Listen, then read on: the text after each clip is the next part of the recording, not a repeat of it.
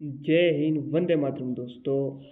તો મિત્રો, SMC junior ક્લાર્કનું model paper આપણે ફરીથી લાવી ચૂક્યા છીએ. તો મિત્રો, વાત કરીએ તો પરીક્ષા તારીખ બદલાઈ છે, છતાં પણ 1 મહિનાની અંદર આ એક્ઝામ મિત્રો લેવાઈ જશે. મિત્રો, એસએમસી જુનિયર ક્લાર્ક માટેનું મોસ્ટ આઈએમપી મટીરિયલ, જેની અંદર 3000 કરતાં પણ વધારે પ્રશ્નો આપેલા છે, જેની અંદર આપણા ગુજરાત મુલકી સેવા નિયમો, જીપીએમસી એક્ટ, બિન સચિવાલય કચેરી કાર્ય પદ્ધતિ, સરકારી લેખન પદ્ધતિ, આની સાથે કોમ્પ્યુટર, આવા ટોટલ 5 વિષયના 3000 કરતાં પણ વધારે પ્રશ્નો આપેલા છે. કાયમ તમે 100 પ્રશ્નની પ્રેક્ટિસ કરશો તો 1 મહિનામાં 3000 પ્રશ્નો તમારા પૂરા થઈ જશે અને ત્યાં સુધીમાં એક્ઝામ પણ આવી જશે. તો આ પીડીએફ જો તમે પરચેસ કરવા માંગતા હો તો પીડીએફ પરચેસ કરવા માટે તમારે આ નંબર ઉપર 99 રૂપિયાનું પેમેન્ટ કરીને આ જ નંબર પર વોટ્સઅપ પર સ્ક્રીનશોટ મોકલવાનો રહેશે. જેવું પેમેન્ટ કરશો તરત 2 મિનિટમાં સોલ્યુશન સાથેની પીડીએફ મળી જશે. ઝેરોક્સ પણ કઢાવી શકો છો. આશરે 150 જેટલા પેજ રહેશે. વધારે જાણકારી માટે હેલ્પલાઇન ઉપર તમે કોલ કરી શકો છો અથવા મેસેજ કરીને વધારે જાણકારી પ્રાપ્ત કરી શકો છો. ઓકે, ડેમો કોપી જોવી હોય તો પણ આ જ નંબર ઉપર મેસેજ કરી દેજો. તો મિત્રો, પરીક્ષાની તારીખ બદલાઈ ચૂકી છે. તો હવે કઈ તારીખ હોઈ શકે? તો આઈ થિંક 2 ઓગસ્ટ પણ હોઈ શકે છે, અથવા જે છે 1 મહિનામાં ગમે ત્યારે એક્ઝામ આવી શકે છે મિત્રો. તો ચાલો મિત્રો, આપણે તૈયારીની શરૂઆત જે છે, ક્વેશ્ચન નંબર 1 છે કે રજિસ્ટ્રીમાં કચેરીની ટપાલ સ્વીકારી તેના પર સંબંધિત શાખા માર્ક કરવાનું કાર્ય કોનું છે? ચાલો, તો મિત્રો, આ કાર્ય જે છે એ છે નોંધણી વિભાગના વડાનું આ કામ છે.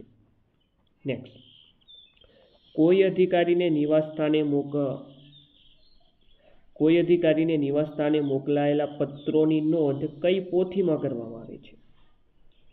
તો આ નોંધ જે છે મિત્રો તે પહોંચ પોથીમાં કરવામાં આવે છે. ચાલો, ત્યારબાદ નીચેના પૈકી કયું કામ નોંધણી શાખાના વડાનું નથી? તો જુઓ, કચેરીની ટપાલ સ્વીકારવાનું કામ તો છે, તેના પર શાખા માર્ક કરવાનું કામ પણ છે. ટપાલની નોંધ કરવાનું કામ મિત્રો જે છે એ શાખાના વડાનું ના હોય. ઇનવર્ડનો સિક્કો મારવાનું કામ પણ છે.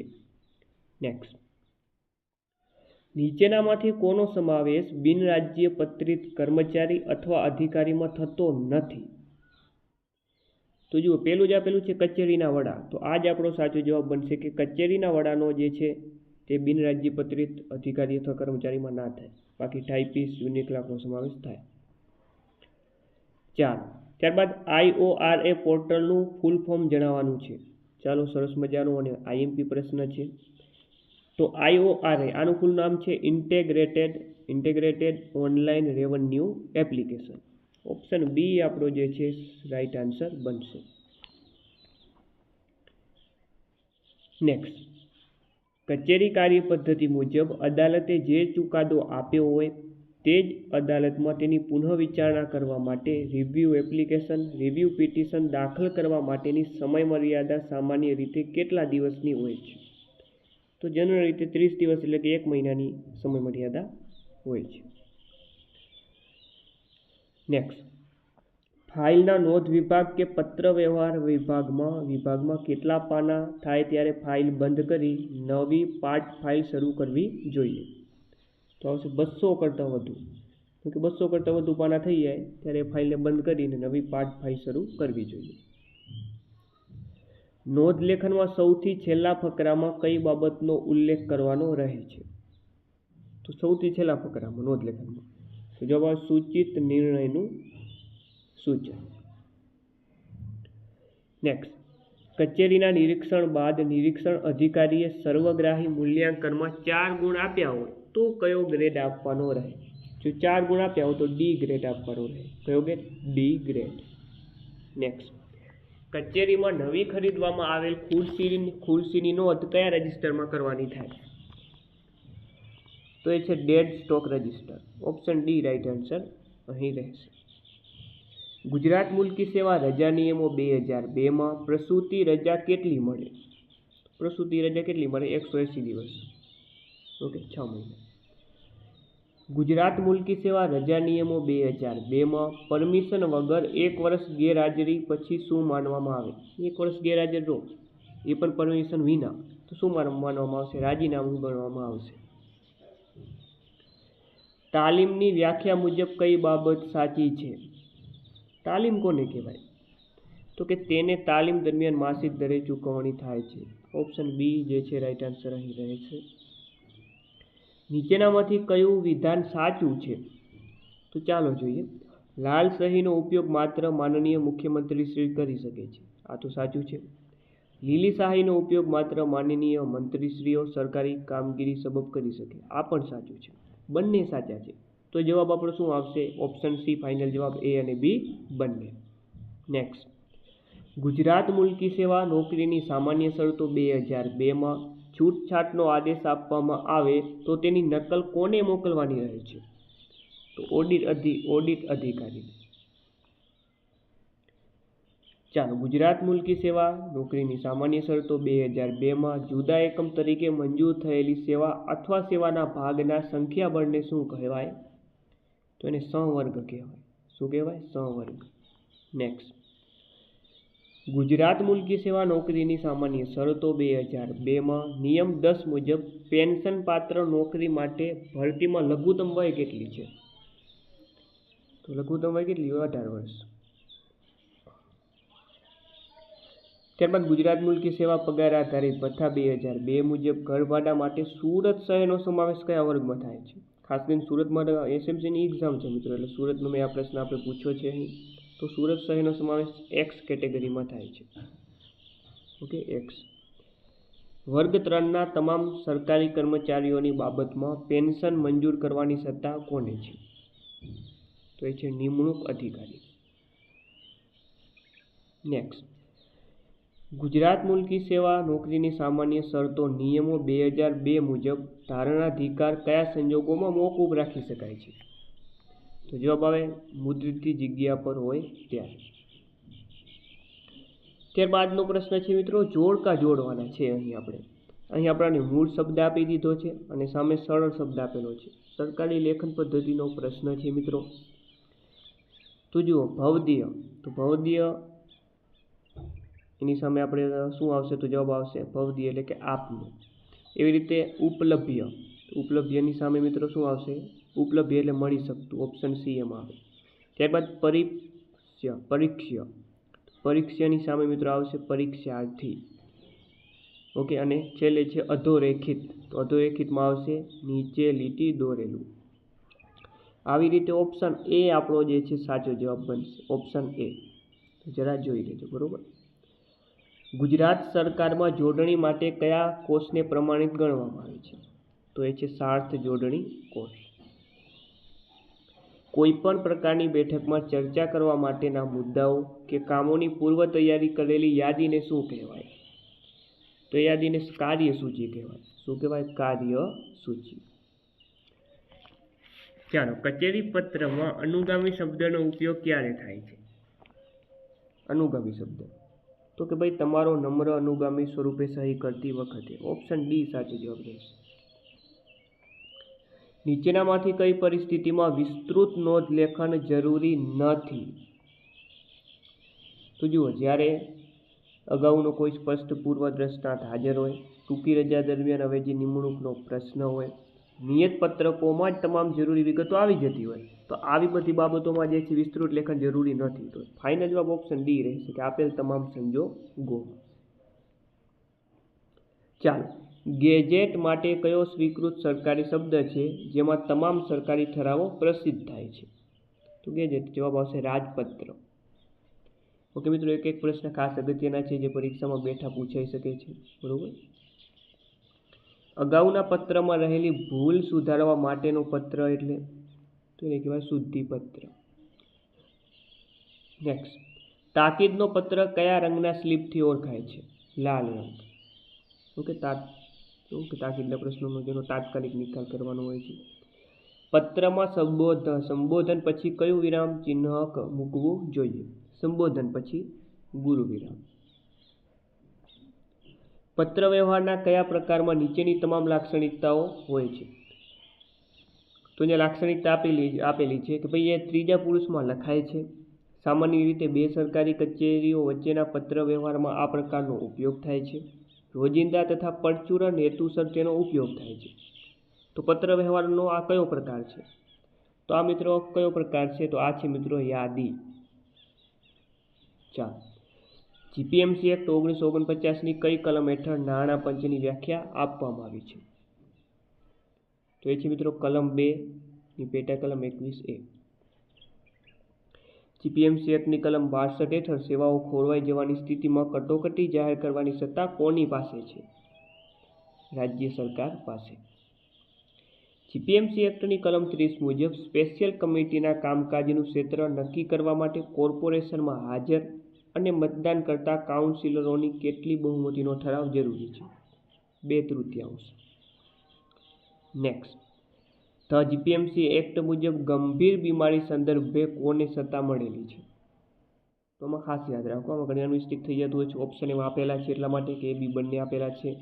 ગંભીર બીમારીનું નામ સાંભળીને ઘણા બધા medical social okay medical officer of health જવાબ ટીક કરી નાખે. ઘણા બધા તો ડાયરેક્ટ આવો પ્રશ્ન પૂછાય મ્યુનિસિપલ કમિશનર ટીક કરી નાખે. પણ વાત કરી ગંભીર બીમારી સંદર્ભે કોની સત્તા મળેલી છે? તો મિત્રો એ મ્યુનિસિપલ કમિશનર અને મેડિકલ ઓફિસર ઓફ હેલ્થ આ બંનેને સત્તા મળેલી છે. તો ફાઇનલ જવાબ ઓપ્શન ડી રહેશે, એ અને બી બંને. ચાલો, કલમ 338 મુજબ નાશવંત કુપથ્ય એટલે કે આરોગ્યને હાનિકારક. કોર્પોરેશનને કર લાદવાની સત્તા છે, પરંતુ નીચેનામાંથી કયો કર ફરજિયાત લાદવો જ પડશે? તો એ છે પ્રોપર્ટી ટેક્સ. નેક્સ્ટ, મ્યુનિસિપલ કમિશનરે કયા પ્રકારની દરખાસ્ત મૂકતા પહેલા મેયર સાથે પરામર્શ કરવો અનિવાર્ય છે? તો નીતિ વિશે કોઈ પણ બાબત હોય એમાં મેયર સાથે ચર્ચા વિચારણા કરવી જરૂરી. નીચેનામાંથી કયું વિધાન ખોટું છે? ખોટું વિધાન આપણે પસંદ કરવાનું છે. ચાલો જોઈએ. કમિશનરને એક સાથે 3 વર્ષથી વધુ સમય માટે નિયુક્ત કરી શકાતા નથી. બરોબર છે, આ સાચું છે. ટ્રાન્સપોર્ટ મેનેજરનો પગાર કોર્પોરેશન નક્કી કરે. બરોબર છે, સાચું છે. કાર્યકારી કમિશનરનો પગાર મૂળ કમિશનરના પગારથી વધુ હોઈ શકે ના ભાઈ. કાર્યકારીનો મૂળથી વધારે ના હોય, બરોબર, ઓછું હોય. તો આ ખોટું થઈ ગયું. અને કમિશનર કોર્પોરેશનની મંજૂરીથી સ્થાનિક સમિતિમાં સેવા આપી શકે. આ પણ સાચું છે. નીચેના વિધાનો ચકાસો. કમિશનર કોર્પોરેશન વતી કરાર દ્વારા સ્થાવર મિલકત સંપાદિત કરી શકે છે. આ સાચું છે. આ માટે કમિશનરે સ્ટેન્ડિંગ કમિટીએ મંજૂર કરેલા દર કે કિંમતો અનુસરવું પડે. આ પણ સાચું છે. ફાઇનલ જવાબ આવે એ અને બી. 1 અને 2 બંને સાચા છે. એટલે કે એ અને બી બંને સાચા છે. કમિશનરે દર વર્ષે કઈ તારીખ પછી વહીવટી અહેવાલ સ્ટેન્ડિંગ કમિટીને આપશે? 1 એપ્રિલ. ચીફ ઓડિટર પોતાનો વાર્ષિક અહેવાલ કોને સુપરત કરે છે? તો એ કરે સ્ટેન્ડિંગ કમિટીને. Gujarat provincial municipal corporation act 1949ની જોગવાઈઓ મુજબ શહેરની વસ્તી 3 લાખ કે તેથી વધુ હોય ત્યારે મ્યુનિસિપલ કોર્પોરેશન રાજ્ય સરકાર દ્વારા બનાવેલા નિયમોને આધીન વોર્ડ સમિતિ કે સમિતિની રચના કરશે. 3 લાખની બાબત. Gujarat provincial municipal corporation act 1949 હેઠળ જાહેર રસ્તા પર દોરડાથી બાંધેલ પ્રાણીઓને દૂર કરવા અંગેની સત્તાઓ કોની પાસે છે? તો આ સત્તા છે. આ સત્તા મિત્રો કોની પાસે છે? તો આ સત્તા કમિશનર, મ્યુનિસિપલ અધિકારી, પોલીસ ઓફિસર તમામ પાસે આ સત્તાઓ રહેલી છે. ફાઇનલ જવાબ ઓપ્શન ડી ઉપયુક્ત તમામ.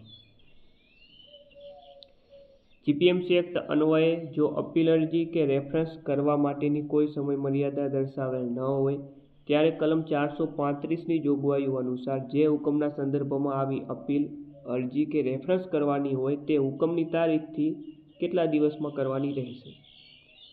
30 દિવસમાં. કોર્પોરેશને મ્યુનિસિપલ કરવેરાના દરો કઈ તારીખ સુધીમાં નક્કી કરવાના હોય છે? 20 ફેબ્રુઆરી. ચાલો, કમ્પ્યુટરમાં વપરાતી પીડીએફ ફાઇલનું પૂરું નામ જણાવવાનું છે. પીડીએફનું ફૂલ ફોર્મ. પીડીએફનું પૂરું નામ થાય છે portable document format.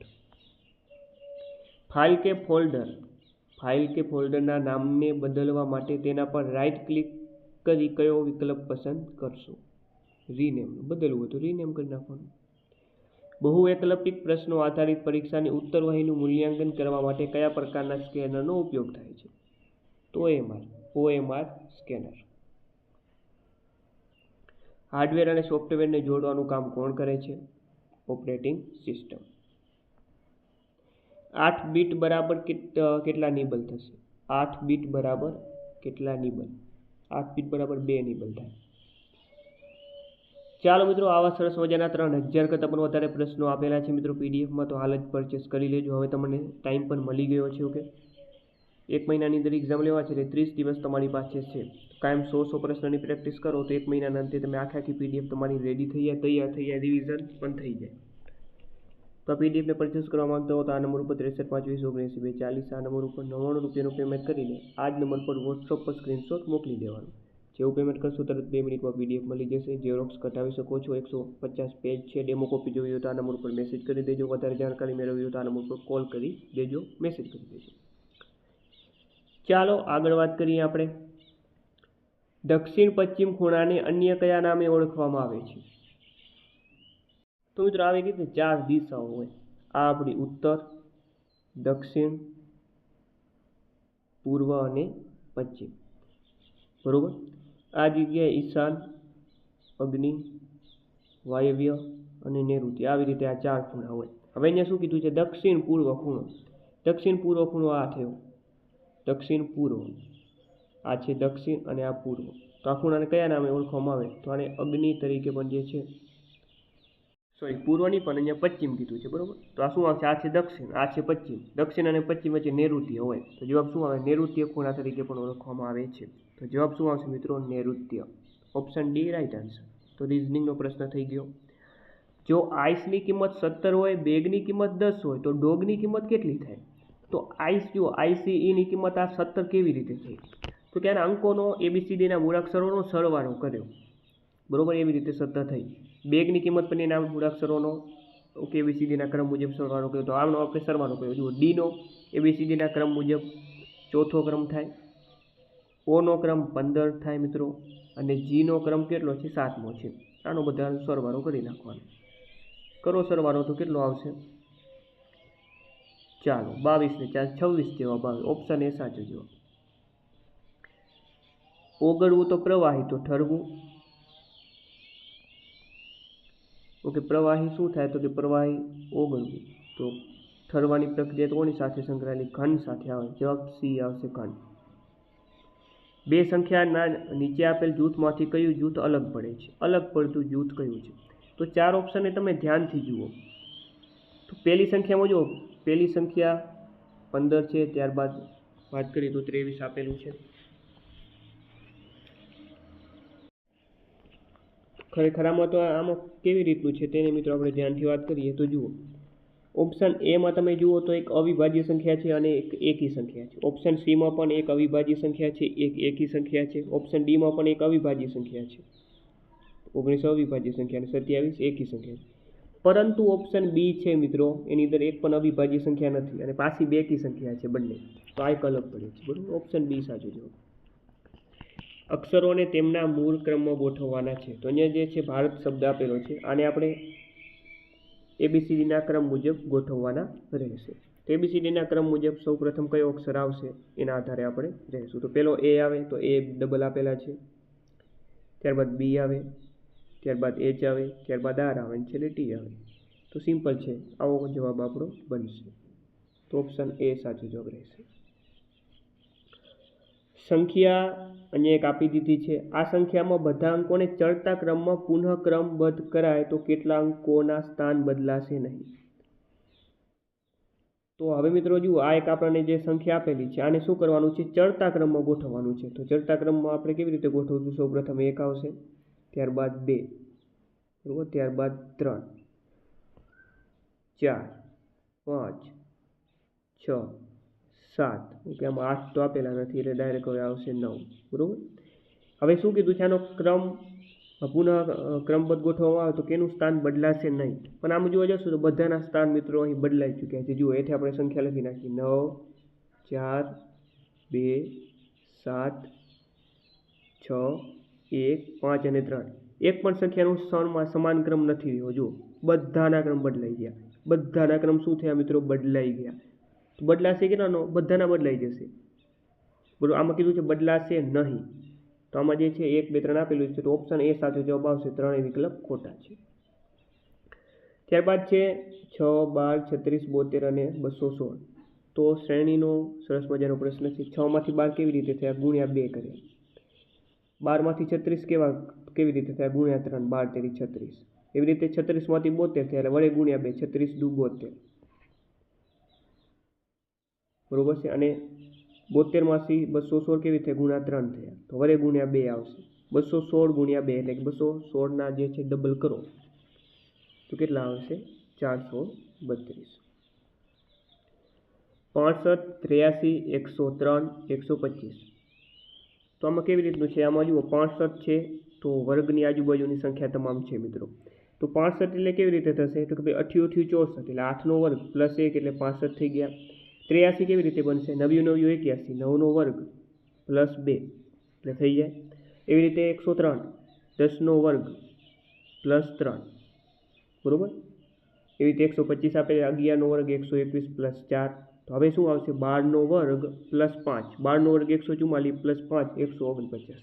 Option A right answer. ચાલો ત્યારબાદ સરસ મજાની આકૃતિ આપી દીધી છે અને આ પ્રશ્નાર્થ માં શું આવશે? આ બંને આકૃતિમાં કેવી રીતનું છે અને આ આકૃતિમાં આપણે સંબંધ બેસાડવાનો છે. તો મિત્રો આમાં જુઓ તમે કેવી રીતનું આમાં થાય છે હું તમને જણાવી દઉં. તો આ બંનેનો સરવાળો થાય છે. 2 + 1 એટલે 3 થાય અને આ 3નો ગુણાકાર 9 ભેગે કરો તો 27 થાય.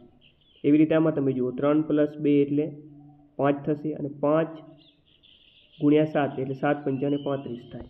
તો આવા નવો સંબંધ હવે આપણે આની અંદર બેસાડવાનો છે. અહીંયા હું કઈ સંખ્યા મૂકું જેથી બંનેનો સરવાળો અને પ્લસ એનો ગુણાકાર કરું તો 36 થાય? તો આપણે ઓપ્શન ઉપરથી આપણે જવું પડશે. ચાલો તો સૌપ્રથમ અહીંયા આપણે 3 મૂકીએ તો 3 + 4 એટલે કેટલા થાય? 7 થાય અને એનો 4 વડે ગુણાકાર કરું 7 × 28 થાય. મારે તો 36 જોઈએ છે એટલે ઓપ્શન એ નહીં આવે. ઓપ્શન બી ની વાત કરો તો 4 + 4 તો 8 થશે. 8 અને 4 વડે 4 + 4 એટલે 8 થશે અને 8 અને 4 વડે ગુણો તો 8 × 32 થશે એટલે આ પણ નહીં આવે. 5 છે તો 5 + 4 એટલે 9 થશે અને 9 ને 4 વડે ગુણો તો 9 × 36 થઈ જશે. બસ તો ઓપ્શન સી જવાબ. નેક્સ્ટ ફરીથી આપણને અહીંયા પ્રશ્નાર્થમાં શું આવશે? તો આ તો એકદમ મિત્રો જુઓ ધ્યાનથી આને જોશો તો તમને ખ્યાલ આવશે. અહીંયા જુઓ 3 દુ 6 4 દુ 8 ચોકડી ગુણાકારમાં કરવાનું છે. તો અહીંયા જુઓ 12 દુ 24 તો 16 દુ 32. ઓપ્શન સી સાચો જવાબ. ઓકે, આવો પ્રશ્ન પૂછાવાની મિત્રો સંભાવના વધારે છે. છોકરાઓની એક હાળમાં પંકજ એક છેડેથી 8મો અને બીજા છેડેથી 10મા ક્રમે છે. તો હાળમાં કુલ કેટલા વિદ્યાર્થીઓ હશે? તો આનું સૂત્ર છે આગળથી ક્રમ કેટલામો છે? 8મો છે પાછળથી 10મો છે અને -1 કરી દેવાનું તો જવાબ શું આવે? 17. એક દિવસમાં કેટલી વખત મિનિટ કાંટો કલાક કાંટાને ક્રોસ કરે છે? તો મિત્રો મોઢે યાદ રાખી લેજો 22 વખત. 3 અને 25 વાગે કલાક કાંટો અને મિનિટ કાંટા વચ્ચે કેટલો ખૂણો બનશે? તો આનું સૂત્ર મિત્રો 11/2 મિનિટ -30 કલાક. ઓકે, તો આનું તમે સાદુરૂપ આપો 11/2 મિનિટ કેટલી આપી દીધી છે? 25 -30 ગુણ્યા અવર એટલે કે કલાક કેટલા છે? 3. આનું તમે સાદુરૂપ આપશો તો જવાબ 47.5 આવશે. 2020 જેવું કેલેન્ડર હવે ક્યારે આવશે? તો 2020 મિત્રો છેલ્લા બે અંકને 4 વડે ભાગો એટલે 0 શેષ વધે અને જો 0 શેષ વધતી હોય એટલે કે લીપ વર્ષ હોય તો એ 28 વર્ષે ફરીથી રિપીટ થાય. 28 વર્ષ પછી એટલે +28 આમાં કરો. 2020માં 28 પ્લસ કરો એટલે 2048 આવે. બરોબર છે. છેલ્લા બે અંકોને ભાગતા 0 શેષ વધે તો 28 વર્ષે મિત્રો એ ફરીથી કેલેન્ડર રિપીટ થતું હોય છે. 0 શેષ વધે તો 28 વર્ષે રિપીટ થાય મિત્રો. 1 શેષ વધે તો 11 વર્ષ પછી રિપીટ થાય. 2 શેષ વધે તો પણ 11 વર્ષ પછી રિપીટ થાય. 3 શેષ વધે તો 6 વર્ષ પછી રિપીટ થાય. 4 તો શેષ વધે નહીં ને પ્રૂફ. 4. 1 ફેબ્રુઆરી 2005ના રોજ મંગળવાર હોય તો 1 ફેબ્રુઆરી 2006ના રોજ કયો વાર હશે? તો ફક્ત આમાં જુઓ લીપ વર્ષ તો વચ્ચે આવતું નથી, ફક્ત 1 વર્ષ આગળ વધી જવાનું. મંગળ પછી 1 વર્ષ આગળ બધો બુધવાર જવાબ આવે. લીપ વર્ષ તો ગુરુવાર આવે પણ લીપ વર્ષ તો આમાં છે જ નહીં. બરોબર. ત્યારબાદનો સરસ મજાનો પ્રશ્ન આપી દીધો છે કે નીચે આપેલી રંગીન પાસાની આકૃતિમાં જણાવો કે લીલા રંગની બાજુની સામે કયો રંગ આવશે. એટલે કે લીલા રંગની સામે કયો રંગ આવશે એ આપણે જોવાનું છે. સરસ મજાનો પ્રશ્ન છે. આને આપણે ઓપ્શનમાંથી જોઈએ. જો સૌપ્રથમ સફેદ શું જવાબ આવી શકે? જવાબ પ્રશ્ન શું છે? લીલા રંગની સામે કયો રંગ આવશે? હવે જુઓ, સફેદ રંગ જુઓ, લીલો રંગ ત્રણેય પાસામાં આપી દીધો છે. ત્રણેય પાસામાં લીલો રંગ તમને અહીં જોવા મળે છે. જો સફેદ તો લીલાની બાજુમાં જુઓ, સફેદની પહેલાં વાત કરી તો સફેદ તો લીલાની બાજુમાં આપેલો છે, એટલે સફેદ તો આવે નહીં. લાલ રંગ પણ જુઓ, અહીંયા લીલાની બાજુમાં લાલ રંગ આપેલો છે, એટલે લાલ પણ નહીં આવે. ત્યારબાદ જાંબલી રંગ પણ જુઓ, લીલાની પાછળ જ આપેલો છે, એટલે જાંબલી રંગ પણ નહીં આવે. તો વધ્યું શું? કાળો જવાબ આવશે. કાળો એકેમાં આપેલો જ નથી, એનો મતલબ એની સામે હશે. સામે હોય દેખાય નહીં ને, સામે હોય તો ક્યાંથી દેખાય? પાછળ હોય ને આ દેખાય, બરોબર. ઓપ્શન ડી સાચો જવાબ. નીચેની આકૃતિમાં કેટલા ચોરસ છે? ચાલો, તો આમાં જુઓ તમે, આડી હરોળ અને ઊભી હરોળ બંનેમાં 4 ચોરસ આપેલા હોય. તો બંનેમાં સમાન ચોરસ આપેલા છે, આડી હરોળ અને ઊભી હરોળમાં. તો સિમ્પલ કરવાનું, કેટલા ખાના છે? 1, 2, 3 અને 4. તો 4નો વર્ગ, 3નો વર્ગ, 2નો વર્ગ અને 1નો વર્ગ, બરોબર છે. આનો સરવાળો કરી નાખવાનો. 4નો વર્ગ 64, 3નો વર્ગ 9, 2નો વર્ગ 4, 1નો વર્ગ 1. આનો સરવાળો થાય 30. બંને આડી અને ઊભી હરોળ સમાન હોય ત્યારે. પરંતુ હવે આપણને એક અહીંયા ખાનું વધારી નાખીએ. અહીંયા હું તમને એક ખાનું જે છે 1 અથવા તો 2 ખાના વધારી નાખું. તો તમે જુઓ, આ બાજુ કેટલા ખાના છે? 1, 2, 3, 4 અને 5 થઈ ગયા. અને આ બાજુ તો 4 જ છે. તો પાછી અલગ હોય મેથડ આવે, બરોબર. તો આ બધું તમે શીખી લેજો. ચાલો, તો આમાં તમે વાત કરો તો આમાં કેવી રીતે કરવાનું રહેશે? તો કે આમાં કેટલા 6 ખાના છે, તો 6 ગુણ્યા આ તરફ કેટલા ખાના છે? તો 4. તો આનો ગુણાકાર કરવાનો. ત્યારબાદ એક ઘટતું જવાનું, અહીંયા 5 કરવાના, એક ઘટાડતું જવાનું, 1 આવે ત્યાં સુધી ઘટાડતું જવાનું. અહીંયા 4 કરવાના, અહીંયા 2 કરવાના, 2 કરવાનો, અહીંયા 1 કરવાનું. બસ 1 આવી ગયું, 1 સુધી જવાનું. આનો ગુણાકાર કરવાનો અને પછી એનો સરવાળો કરી નાખવાનો. તો આનો પણ જવાબ મળી જાય. નીચે આની આકૃતિનું પ્રતિબિંબ આપણે દર્શાવવાનું છે. તો કેવી રીતનું છે? આ આપણો પ્રશ્ન છે. આ શું છે? પ્રશ્ન આકૃતિ છે. અને આ ABCD જવાબ આપેલા છે, ABCD. હવે જળ પ્રતિબિંબ આપણે દર્શાવવાનું છે. તો જળ પ્રતિબિંબમાં યાદ રાખો મિત્રો, ઉલટું થઈ જાય. શું થઈ જાય? ઉલટું થઈ જાય. ઉપરની આકૃતિ નીચે જતી જાય, નીચેની આકૃતિ ઉપર જતી રહેશે. પરંતુ મિત્રો, આવા પ્રશ્નોમાં હંમેશા યાદ રાખો, આકૃતિનો આકાર ના બદલાય. આકૃતિનો શું? આકાર બદલાય નહીં મિત્રો. બીજી વસ્તુ, આકૃતિની દિશા પણ ના બદલાય. એટલે ડાબું જ અને જમણું જ, એટલે દિશા પણ ના બદલાય. ખાલી ફક્ત ઉપરનો ભાગ નીચે, નીચેનો ભાગ ઉપર કરી દેવાનો, એટલે આપણું ચર પ્રતિબિંબ કમ્પ્લીટ થઈ જાય. હવે જુઓ, જવાબની આપણે મિત્રો વાત કરીએ તો પહેલી આકૃતિમાં જુઓ, હવે આ જે છે આ ભાગ આપણને ડાબી બાજુ આપે, આમાં જમણી બાજુ થઈ, એટલે આ તો ઓપ્શન ઓટોમેટિક રિમૂવ થઈ ગયો, બરોબર છે. ચાલો, એવી રીતે જે છે ઓપ્શન બી પણ ઓટોમેટિક રિમૂવ થઈ ગયો. આ ભાગ ડાબી બાજુ છે, તો આ ભાગ ડાબી બાજુ જ આવવો જોઈએ. હવે સી અને ડી બંને વધ્યું. હવે તમે જુઓ, ઉલટું થઈ જાય મિત્રો, કે આ ભાગ જો હોય, કે આ જે ચોરસ જેવો ભાગ જો ઉપર તરફ આવી જશે અને આ ભાગ નીચે તરફ આવી જશે, બરોબર. એવું ક્યાં આપેલું છે? ઓપ્શન સી માં આપેલું છે, એટલે સી સાચો જવાબ આપણો બનશે, ડી પણ નહીં આવે, બરોબર. ચાલો, ત્યારબાદ આકૃતિ પૂર્ણ કરવાની છે. આ A, B, C અને D ઓપ્શન આપણે આપી દઈએ. તો જુઓ, પહેલામાં 1 ગોળ મીંડારું છે, બીજામાં 2 છે, ત્રીજામાં 3 છે, તો હવે 4 આવે. સિમ્પલ વસ્તુ છે. તો ઓપ્શન ડી જવાબ જે છે સાચો જવાબ આપણો રહેશે. વેરાકૃતિ પસંદ કરવાની છે, પક્ષીઓ, ઘુવડ અને હાથીઓ. આની વેરાકૃતિ કઈ થશે? તો કે પક્ષીઓની અંદર ઘુવડ તો આવી જાય મિત્રો, બરોબર. બધા ઘુવડો પક્ષીઓ, હાથીઓ અલગ આવે. તો એ ઓપ્શન ડી છે. સિમ્પલ વસ્તુ છે, ઓપ્શન ડી સાચો જવાબ. તો મિત્રો, આ તો આપણું SMC જુનિયર ક્લર્કનું મોડેલ પેપર. તો મિત્રો, વિડીયો સારો લાગ્યો તો વિડીયોને લાઈક, શેર, સબસ્ક્રાઈબ કરી નાખજો. ફરીથી આવા જ મોડેલ પેપર આપણે ફરીથી ભેગા થશું. જય હિન્દ, જય ભારત.